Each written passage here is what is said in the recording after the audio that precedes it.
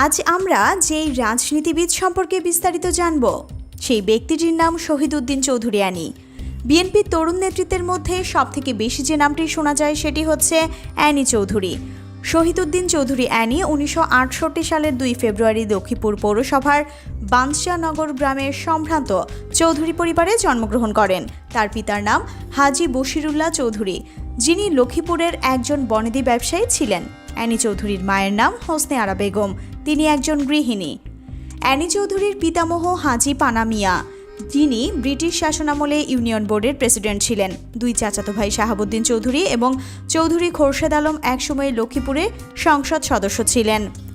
1971 সালে মাত্র 4 বছর বয়সে গৃহশিক্ষকের মাধ্যমে তার শিক্ষাজীবন শুরু হয়।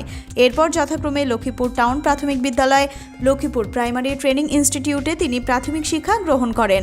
1985 থেকে 1986 শিক্ষাবর্ষে তিনি ঢাকা বিশ্ববিদ্যালয়ের ফলিত রসায়ন এবং রাসায়নিক প্রযুক্তি বিদ্যা বিভাগে ভর্তি হন। 1988 সালে এই বিভাগ থেকে অনার্স এবং 1989 সালে এমএসসি ডিগ্রি লাভ করেন। 1993 সালে শিক্ষা ও গবেষণা ইনস্টিটিউট ঢাকা বিশ্ববিদ্যালয় থেকে ডিপ্লোমা ইন এডুকেশন সমাপ্ত করেন। ব্যক্তিগত জীবনে তিনি 2 পুত্র ও 1 কন্যা সন্তানের জনক। তার স্ত্রী পারভিন আক্তার চৌধুরী একজন গৃহিণী।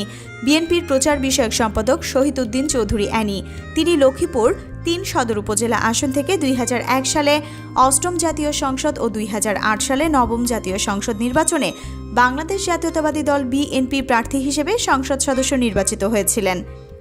1980 সালে রাষ্ট্রপতি জিয়াউর রহমান লক্ষ্মীপুরে মুসার খাল খনন কর্মসূচিতে এলে সেই কর্মসূচি পালনের মধ্য দিয়ে স্কুল জীবনেই অ্যানি চৌধুরী বাংলাদেশ জাতীয়তাবাদী ছাত্রদলের রাজনীতিতে সম্পৃক্ত হন।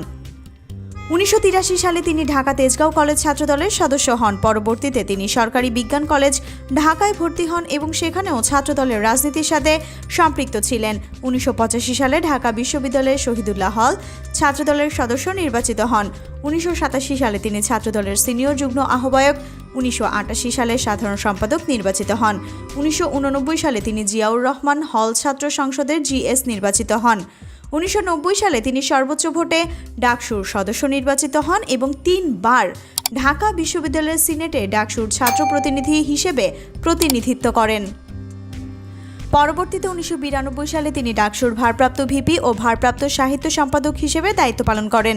1992 সালে দল মনোনীত ডাকসুর জিএস পদে মনোনয়নপত্র দাখিল করেন জগলু অ্যানি পরিষদ। 1993 সালে দল মনোনীত ডাকসুর ভিপি পদে মনোনয়নপত্র দাখিল করেন অ্যানি সুজন পরিষদ। 1992 সালে তিনি ছাত্রদল কেন্দ্রীয় সংসদের তথ্য ও গবেষণা বিষয়ক সম্পাদকের দায়িত্ব পালন করেছেন। 1993 সালে তিনি ঢাকা বিশ্ববিদ্যালয়ের ছাত্রদলের আহ্বায়ক ও 93 থেকে 96 সাল পর্যন্ত যুগ্ম সাধারণ সম্পাদকের দায়িত্ব পালন করেন।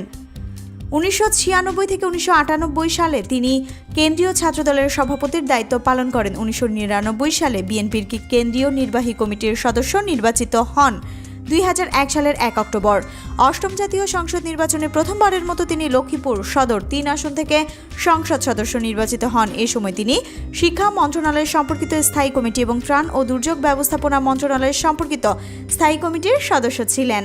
2008 সালে 9ম জাতীয় সংসদ নির্বাচনে বিএনপি মনোনীত প্রার্থী হিসেবে লক্ষ্মীপুর সদর 3 আসন থেকে দ্বিতীয়বারের মতো সংসদ সদস্য নির্বাচিত হন।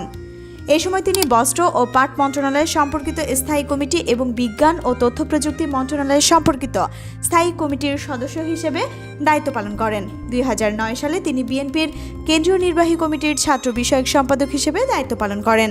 2016 সাল থেকে বিএনপির কেন্দ্রীয় কমিটির প্রচার সম্পাদকের দায়িত্বের পাশাপাশি তিনি বর্তমানে বিএনপির ত্রাণ ও পুনর্বাসন কমিটির সমন্বয়ক, বিএনপি মিডিয়া সেলের সদস্য সচিব এবং লক্ষ্মীপুর জেলা বিএনপির আহ্বায়কের দায়িত্ব পালন করে আসছেন।